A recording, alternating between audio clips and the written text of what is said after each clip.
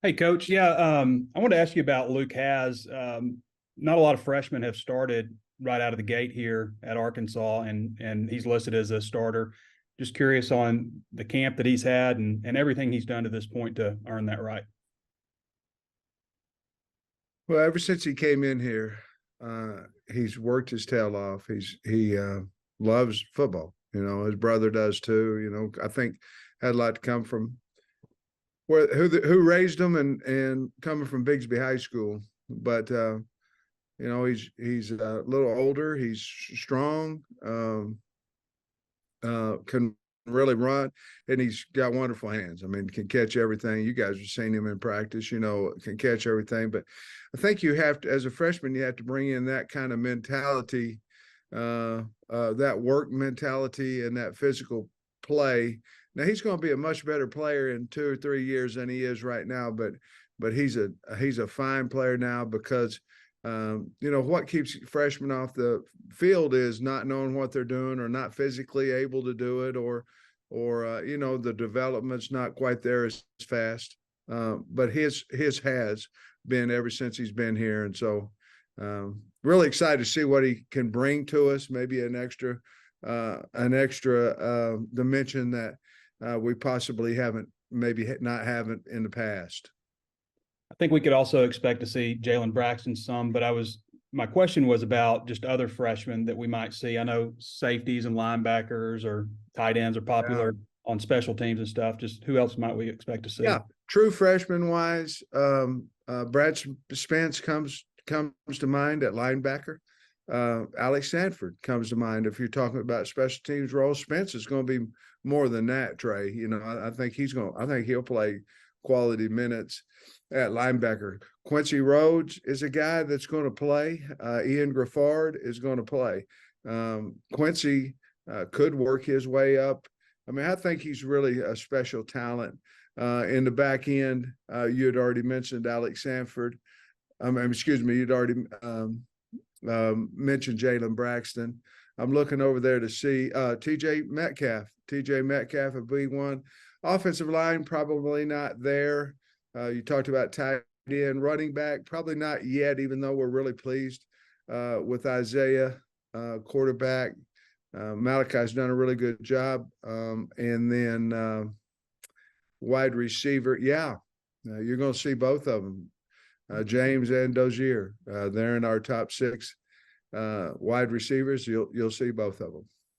Well, when you talk about that defensive line with 9 seniors and stuff, what does it say about Gifford and Rhodes that they may be able to make some noise there?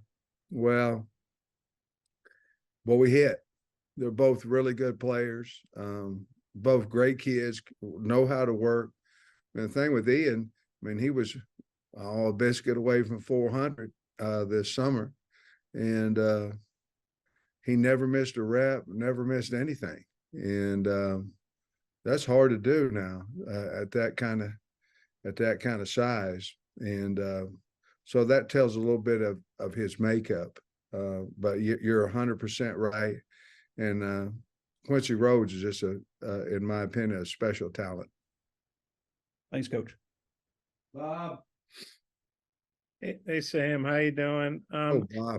I wanted to ask you about Patrick Kudus. Kind of camp he's had. He's obviously going to be at a key spot for you. How's he doing? What are you looking for out of him? Really good camp, very athletic. We moved him late, I believe, in the spring to tackle. We need to see solid consistency there, which is hard to do, at that spot. But very, very talented, very strong. And so, obviously we recruited him. That's how smart we are. Recruited him as a defensive lineman, and going to become one of our better offensive linemen, I believe. But he's very strong, very competitive, tougher than a billy goat. Just a guy that I think the future is really bright there. And then looking at the depth chart for Western Carolina, I was kind of surprised to see how big their offensive linemen were. I mean, they're, if you didn't know, but you'd think, wow, that looks like an FBS team, bunch of 300-pound guys. One of their tackles is 6'8". Well, wondering what you think about that. Yeah, they're really good too.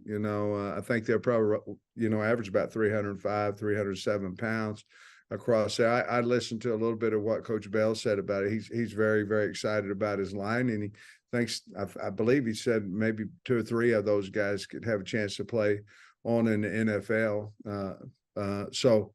Yeah, I was, everybody seemed to be bigger nowadays and all that, but they certainly have a line that could match up size-wise with a lot of teams that we play this year. Thanks, Sam. Yeah, Sam, speaking of the offensive line, on the teleconference this morning, you mentioned you feel good about 8 guys and that you'll play more than usual and that you have been.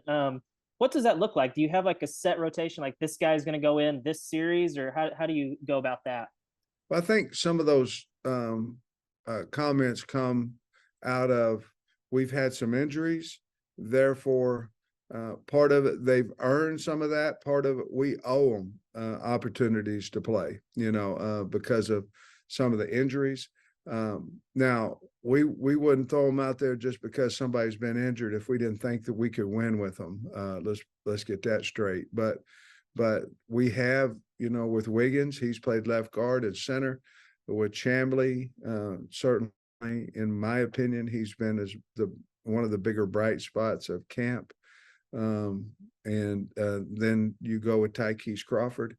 He might be in that same category. And injuries certainly gave us an opportunity to look at them with a different group, look at the ones and all this. I'm still just as excited as I can be about Devin Manuel, but we found some more guys. And I don't know if it's because our eyes open and looked at them differently. I don't know. I really don't. But I am very confident going into it that we have 8. And I think I'd feel the same way about Amarian Harris, except he's been injured here lately. We got him back yesterday.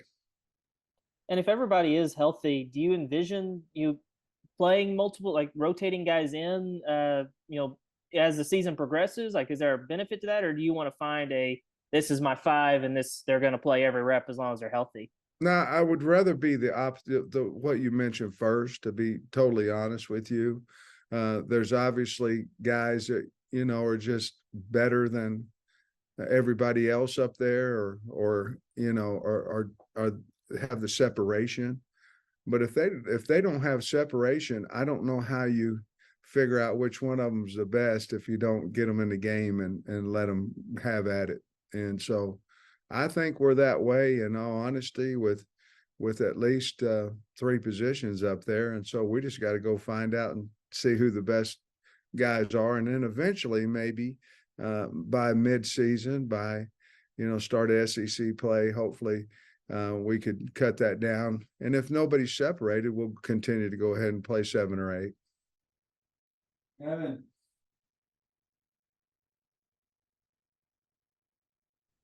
Yeah. Hey, Coach. One of the big things that you started today was obviously all of the freshmen. And now looking into it this season, you have a lot of returners on your roster, specifically, experience with KJ and Rocket. How do you believe that experience will help this season?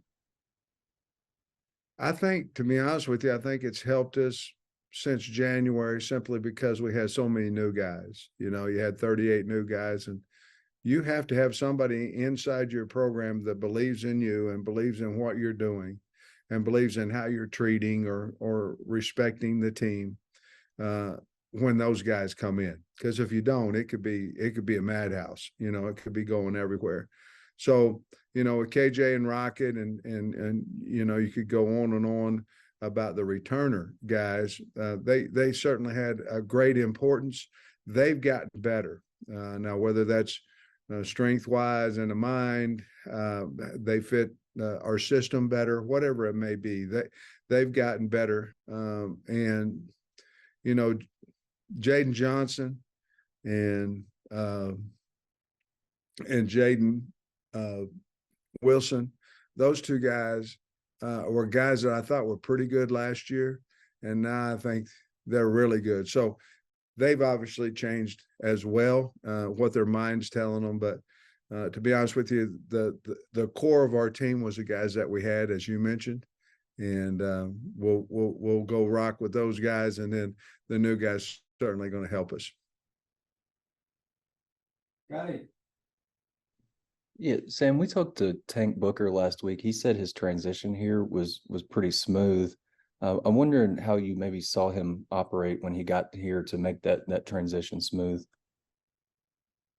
Tank's personality would allow him, in all honesty, probably to have a smooth transition a lot of places. You know, I appreciate him saying that here, but he had something to prove.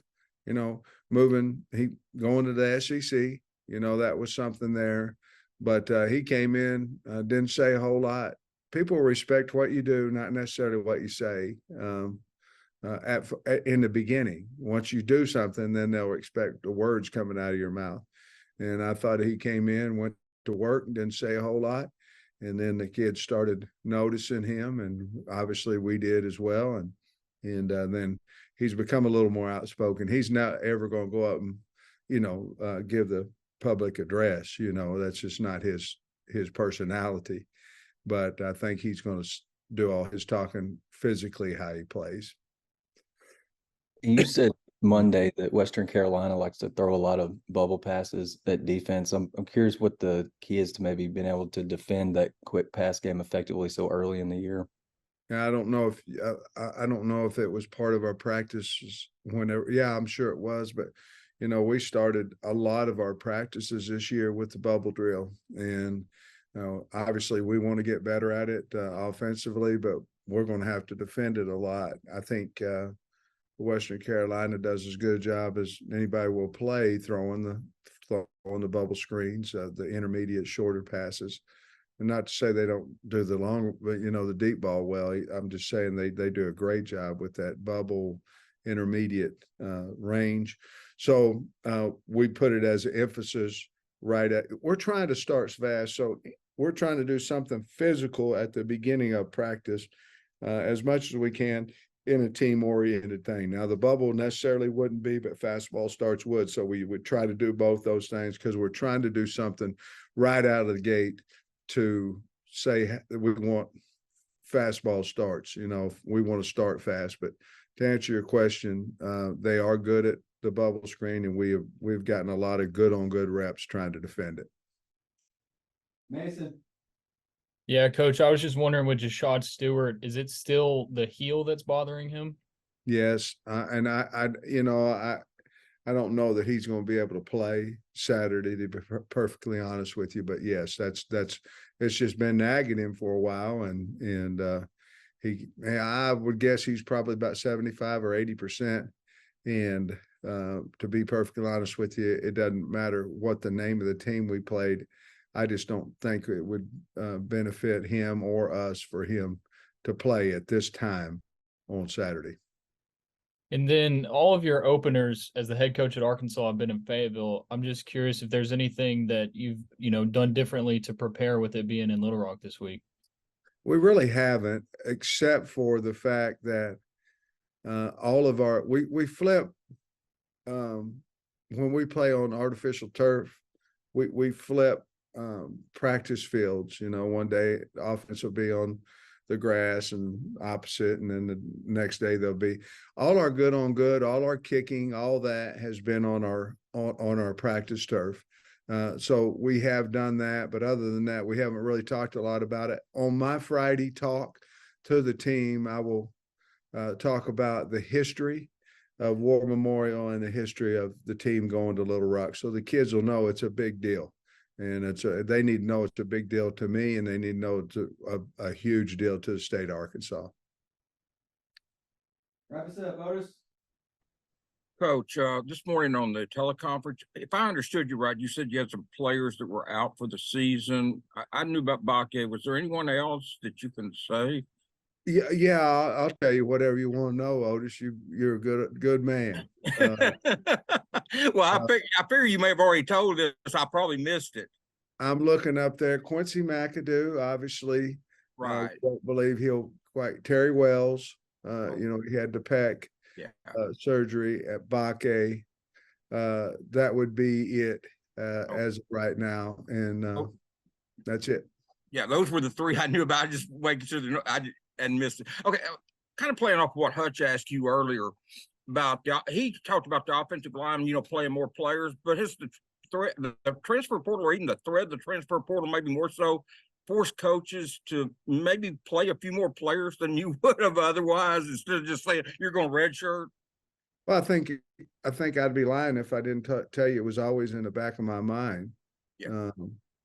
The other part about it is too, if you really think about it, D linemen, they have responsibilities as well.